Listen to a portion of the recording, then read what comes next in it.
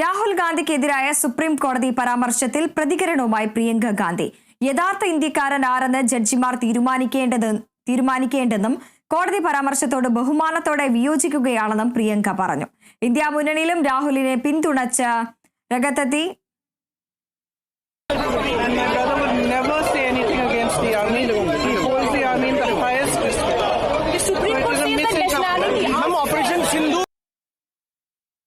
വാർത്തയുടെ വിശദാംശങ്ങളുമായി KC ഉണ്ണികൃഷ്ണൻ ചേരുന്നുണ്ട്.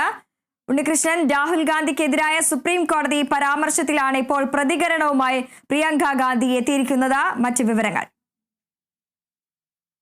2022 ഭാരത് ജോഡോ യാത്രക്കിടെയാണ് ഒരു പരാമർശം രാഹുൽ ഗാന്ധി നടത്തിയത്. അതിർത്തിയുമായി ബന്ധപ്പെട്ട് നടത്തിയ പരാമർശത്തിൽ ഒരു അപകീർത്തി കേസ് ഉണ്ടായിരുന്നു. ആ അപകീർത്തി കേസ് റദ്ദാക്കണമെന്ന് ആവശ്യപ്പെട്ട് നൽകിയ ഹർജിയിലാണ് ഒരു ഹർജി പരിഗണിക്കുന്ന ഘട്ടത്തിലാണ് വലിയൊരു വിമർശനം സുപ്രീം കോടതിയുടെ ഭാഗത്തു നിന്ന് രാഹുൽ ഗാന്ധിക്കെതിരെ കഴിഞ്ഞ ദിവസം ഉണ്ടായത്. ഈ പരാമർശങ്ങളിലാണ് ഒരു പ്രതികരണമെന്ന് പ്രിയങ്ക ഗാന്ധി നടത്തിയത്. ഇന്ത്യയുടെ ഭൂപ്രദേശം ചൈന കയ്യേറിയെന്ന രാഹുലിന്റെ ആരോപണം ഉണ്ടായിരുന്നു. അതിൽ വലിയൊരു വിമർശനം ഉണ്ടായിരുന്നു.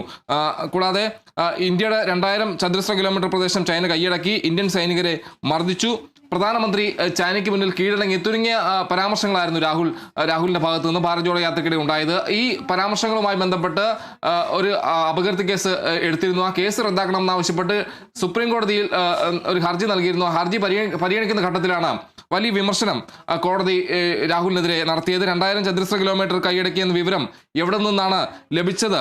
ആ സമയം നിങ്ങൾ അവിടെ ഉണ്ടായിരുന്നോ? കൂടാതെ വിശ്വസനീയമായ വിവരം കിട്ടാതെ എന്തിനാണ് ഇത്തരം പ്രസ്താവനകൾ നടത്തുന്നത്? കൂടാതെ യഥാർത്ഥ ഇന്ത്യക്കാരനാണെങ്കിൽ നിങ്ങൾക്ക് ഇങ്ങനെ പറയാനാവില്ലെന്നും ജസ്റ്റിസ് ദീപാകർ ദത്ത അധ്യക്ഷനായ ബെഞ്ച് കഴിഞ്ഞ ദിവസം വിമർശിച്ചിരുന്നു. ഈ വിമർശനങ്ങളിലാണ് ഇപ്പോൾ പ്രിയങ്ക ഗാന്ധിയും ഇന്ത്യ മുന്നണിയും രാഹുലിനെ പിന്തുണച്ചുകൊണ്ട് രംഗത്ത് വന്നിരിക്കുന്നത്.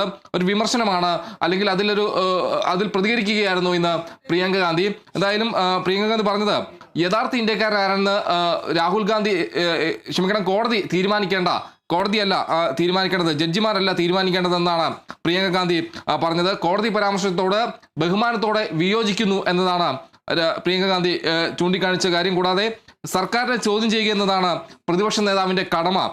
സൈന്യത്തെ രാഹുൽ ഗാന്ധി അപമാനിച്ചിട്ടില്ലെന്നും പ്രിയങ്ക ഇന്ന് പറയുകയുണ്ടായി. ഏതായാലും പ്രിയങ്കയുടെ പ്രതികരണത്തിന് പിന്നാലെ ഇന്ത്യ സഖ്യവും ഇക്കാര്യത്തിൽ രാഹുലിനെ പിന്തുണച്ചുകൊണ്ട് രംഗത്ത് വരുന്ന ഒരു സാഹചര്യം ഉണ്ടായിരുന്നു.